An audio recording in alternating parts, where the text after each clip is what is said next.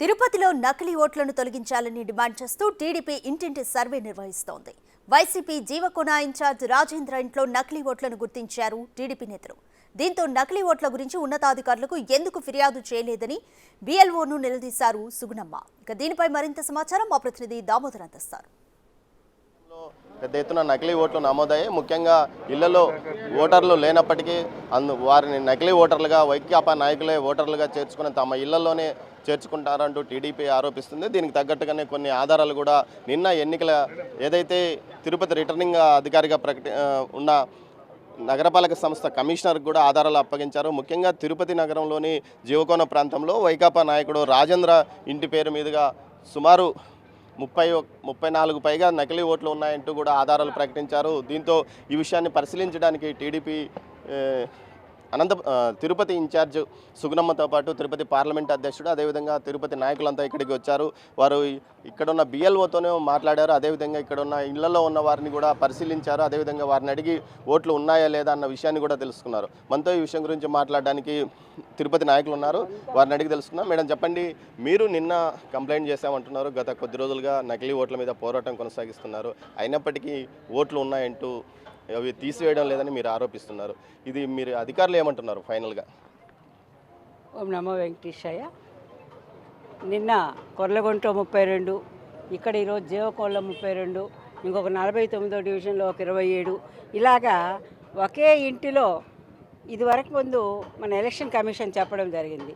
ఎక్కడైతే 6 ఓట్లకు మించి 10 ఓట్లు ఉన్నాయో మరి అటువంటి ఇండ్లంతా కూడా బిఎల్ఓస్ బిఎల్ఏస్ చెక్ చేసి ఆ ఓట్లను తీసేయాల్సిన ఆర్డర్స్ అంతా కూడా ఇస్తే మరి ఇప్పటికి ఫైనల్ లిస్టులు అవన్నీ తీసేయబడతాయి అని చెప్పడం జరిగింది. మరి ఇప్పటికి ఫైనల్ లిస్ట్ వచ్చినప్పటికి కూడా ఈ లిస్టు యథాతథంగా ఉంది, కానీ ఎలాంటి తీసివేతలు కానీ డెత్ రిమూవల్స్ కానివ్వండి, డబ్లింగ్ కానివ్వండి.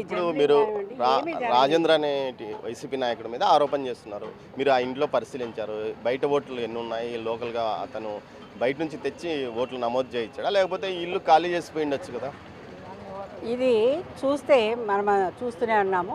ఇక్కడ దాదాపు కింద ఒక రెంట్కి కింద ఒక ఇల్లు ఇచ్చారు. పైన వాళ్ళే ఓనర్సే ఉంటారు. ఓనర్స్ అంతా తలారి రాజేంద్ర ఫ్యామిలీ దాదాపు 5 మంది ఉంటారని చెప్పడం జరిగింది. వాళ్ళ పాప, వాళ్ళ బాబు, వాళ్ళ భార్య, అలాగా. మరి 5 ఓట్లు కాకుండా 1 ఓటు మాత్రమే ఈ లిస్టులో తొలగించబడింది. మేము కంప్లైంట్ 32 ఓట్లకు ఇచ్చాం, కానీ అవన్నీ కూడా యాజ్ ఇట్ ఈజ్గా ఉంది.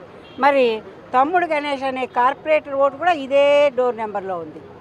అతను 3వ డివిజన్లో కార్పొరేటర్. మరి అది కూడా 209లో కూడా జీవకోణంలో ఇంకొక ఓటు కూడా ఉంది. మరి 3వ డివిజన్లో అయితే 3 ఓట్లు ఉన్నాయి అతనికి, ఏవి కూడా రిమూవ్ చేయలేదు.